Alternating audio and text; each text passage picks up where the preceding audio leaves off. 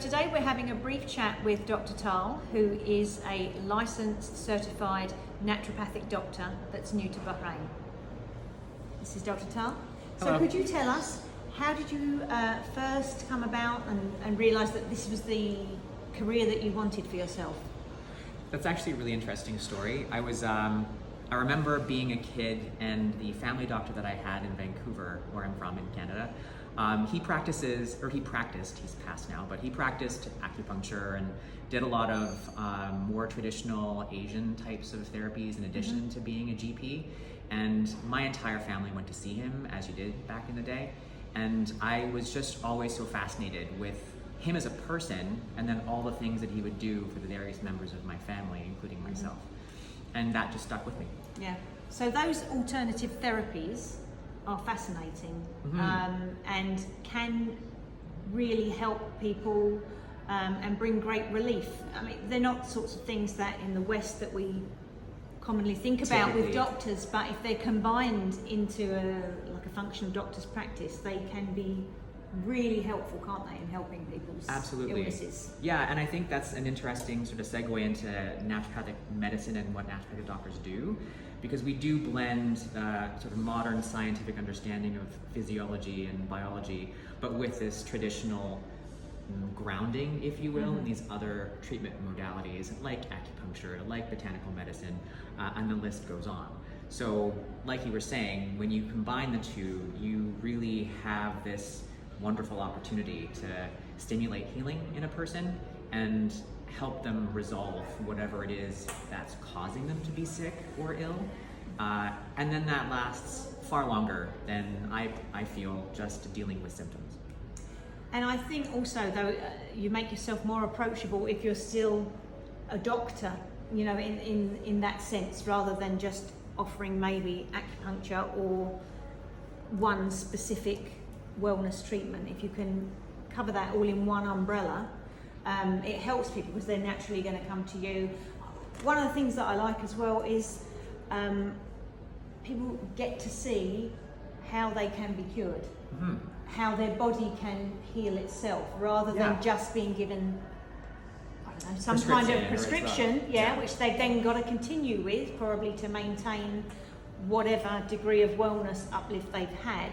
Right. This way they get to kind of become involved in healing themselves and treating themselves. It's a bit more of a journey together, is what I think. I think, you know, maybe you can explain that a bit better, but that's certainly my experience with naturopathic doctors. Definitely. I think that it's important to know that it's not just as simple as taking a pill or a drug or one thing that's going to cure all of what ails you. It is a journey, and it is unique to each person. And focusing on that is also something that's very foundational to naturopathic medicine. It's understanding and working with the person to figure out what they need specifically to address their underlying cause of illness. And I could have 3 people come in with the same digestive symptoms, but the underlying cause of that could be very different. And then as a result of that, how I choose to treat those people needs to be tailored. Otherwise, it's not one size fits all. And if I wanted to really help you with your issue, I would need to sort of honor where you are and how your body is functioning and address what those foundational items are. Yeah. So how long have you been practicing? So I graduated in 2016, and then I wrote all of my licensing exams for February in 2017. So since then, 5 years. 5 years. And so what will you be covering in the masterclass that you'll be doing with the Jamila and with Naz as Radiant Beauty? What sort of topics will you touch on? So my understanding is that we are going to be talking about female hormones, and what I really want to do for the people that are coming is give an overview of what hormones are, what they do, and then where they actually affect how you feel and what your body does.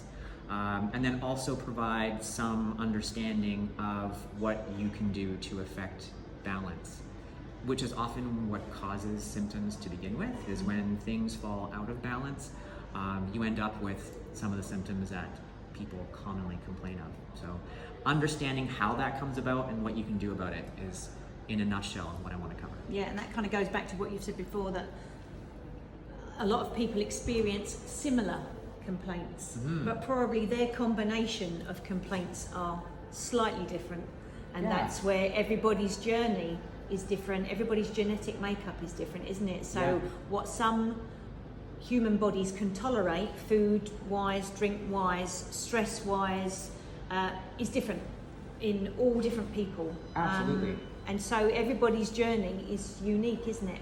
Yeah, definitely. And we can't just say, that we're all going to suffer with period pain or PCOS or menopause symptoms. Some ladies will suffer with some and not with others, won't they? And it's just about looking at, I suppose, a whole woman's life cycle.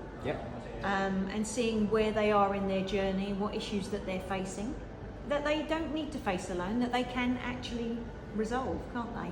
With the help of a naturopathic doctor. Yes, for sure. I feel like where I come into the whole spectrum of health is very much in that proactive, educational, It's really positive. empowering. I want you to understand what you can do, and then just support you in doing that. Because I'm not healing your body. I'm providing you with what you need to heal yourself. And so there's a partnership that happens, and there's work that needs to be done on both of our parts, but ultimately how you do and what you do is really in your court. And part of that education is something that I hope to bring to people so that they feel more empowered and feel more connected to their health. Lovely.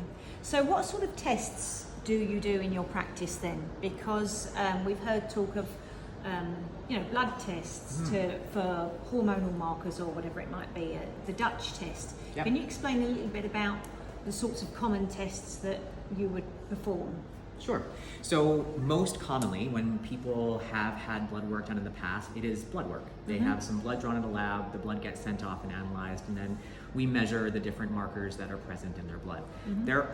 While that is the most common and probably the most cost effective, it's not always the most indicative of what actually is happening with hormones, because what's found in your blood is sort of what's not being used. So while the levels can give us some indication, I prefer personally to use the Dutch test, which is a dried urine collection. What that is showing us is the metabolites. So by virtue of measuring the waste product that comes from your urine, which is directly related or can be mathematically connected to what levels are currently present in your system, what's actually being used. Wow. So for me, the Dutch test is one of the gold standards as far as understanding how your body is metabolizing hormones. And there's a singular sort of overnight test, which is probably the most common. But for those who are experiencing more chronic or symptoms that change over the course of a month, they actually have a test available now, which is like a daily collection for the course of an entire month. And for people who are, perhaps working on fertility, as an example, that is one of the ones I recommend, separate from the overnight. But the overnight, if you're just dealing with some chronic issues, is the first place that I would start. Wow. So that's a really fascinating. I've never heard of the Dutch test, and I've always done other tests, Vega testing. Vega electrode testing, and everything with a body, what is it? Bioenergetics. Weight and bio weights. So that's fascinating, though, that you can then either collect one sample or daily samples to be more accurate and specific, depending on what you're looking for. Absolutely, yeah. And I feel like, again, depending on what we're dealing with or what you've come in and want to have resolved, we would just determine which tests make the most sense. If I'm going to be communicating with more Western medical doctors for fertility, for example, I'll often just stick to blood work, because that's sort of the language that we both speak. They understand that. Exactly. Exactly. But more and more medical doctors are coming around to understanding and appreciating the Dutch test, which I think makes it easier. So what are the most common issues? If you had to pick the 3 most common issues that women come to you regarding, what would they be? Easily hormone balance would be one, because it does affect so many different things. Stress and digestion, I would say, are the 2 other ones. If I had to put everyone in one of those buckets, I would probably cover most people. We're living in a very unique time in human evolution, where the stress that we experience is no longer just specific to being chased by a saber-toothed tiger. right? With social media as an example, we're constantly being bombarded all the time, 24 hours a day. And the body doesn't distinguish between a physical threat versus a psychological or emotional threat. The hormonal signals that occur when we hit that fight or flight signal are exactly the same. The problem is that they were never intended to be constant. No. We were never intended to Yeah. have these signals going through us all of the time. And as a result of the biological changes that have to occur in order to support running away from a mugger or a bear, by virtue of them being elevated for long periods of time, it has a detrimental effect on our health.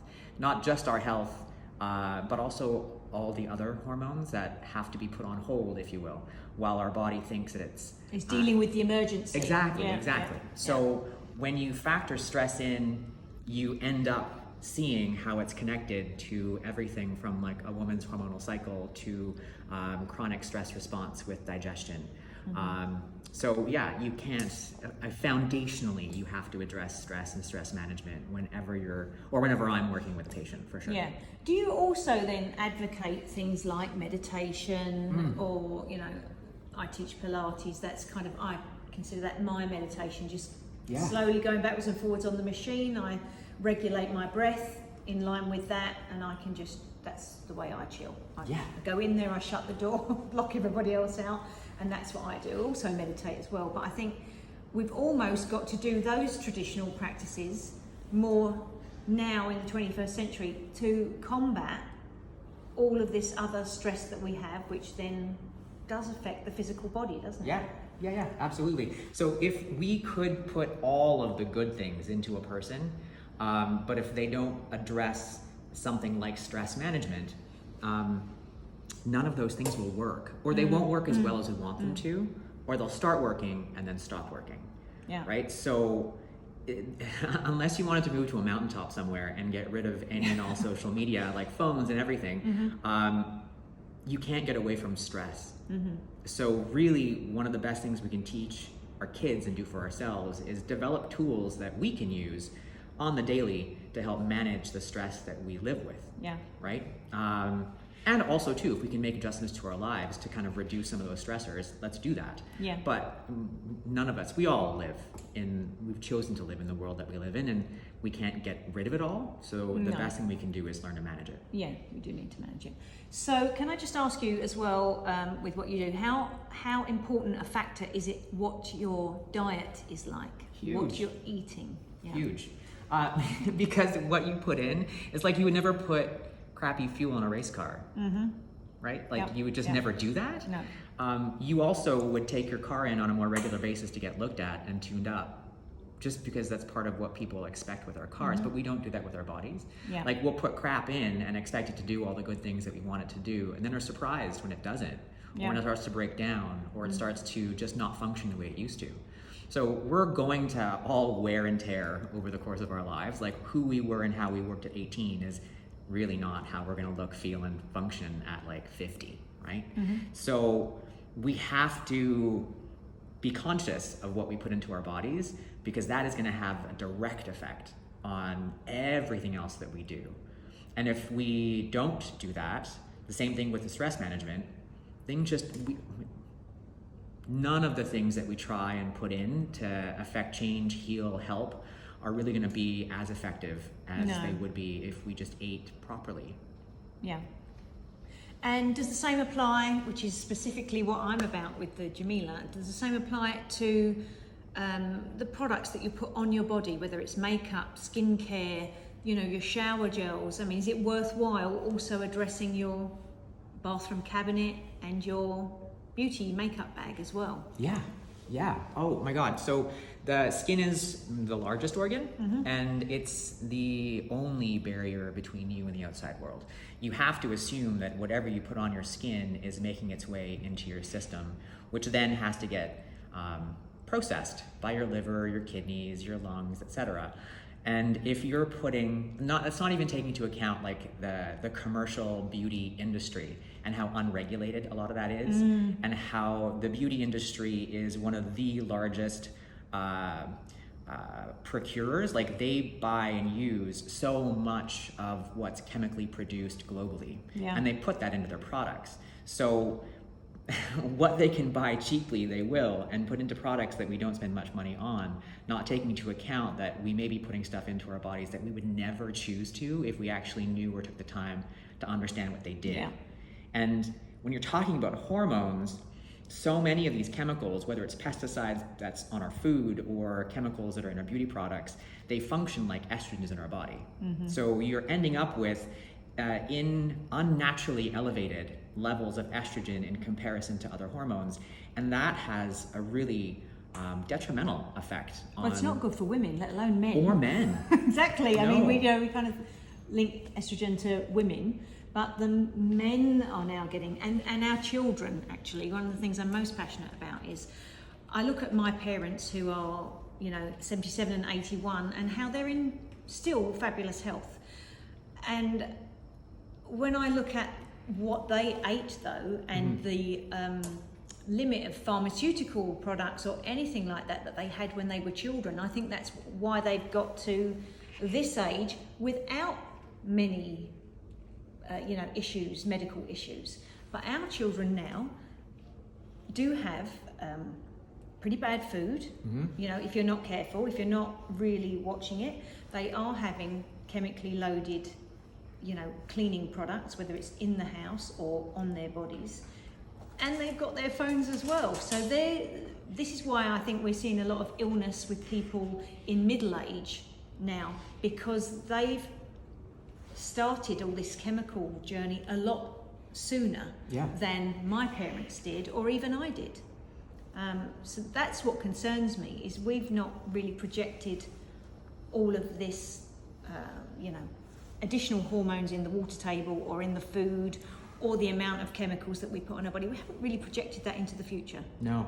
And that's what scares me. So that's kind of my mission, is to just get everybody to just clean out just a little bit, as a start, and then see how you improve, and then take the journey further. Absolutely. Yeah, and I feel like we're seeing again a shift in generations, where now we're getting kids becoming more ill sooner. For example, with juvenile diabetes, right? Yeah. The rates of that are skyrocketing, and that is going to result in a generation of kids who are going to live shorter lives than their parents. Yeah. Like we've never seen that before. No. And we're supposed to be more advanced, and I find that's sad. Really sad. We just haven't kept up, right? Like it's not just progress for progress' sake, which I think is what we've just unfortunately done. Yeah. How do we make this cheaper, faster, better? And we've lost sight of the quality that what we actually want to be putting into our bodies. But we're seeing it now with the kids, like you're pointing out. And it's important, I feel, like you were saying, for people to just take some ownership and responsibility for that, and then make some changes that allow them to be healthier just overall. Yeah. And this is really what we're hoping to achieve with the masterclass, is that if we can have some light bulb moments for people, that they can take charge of their own health, that they then have got some tools to take back to the family and help their husbands and their children and all of their relatives in their broader family find a better, more natural way to have radiant beauty. That's all we want, inside and out. Yeah.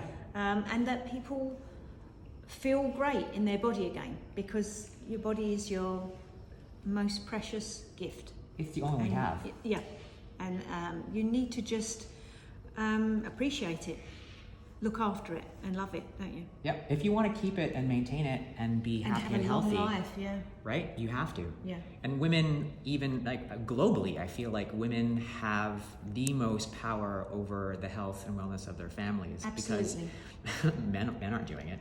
And so if we can get and affect change and understanding with women, we can expect that that's going to have a really profound effect on the health and wellness of all the other people that are in their lives. Yeah, because we're the wives and the mothers and the daughters, and we can affect that change in the home.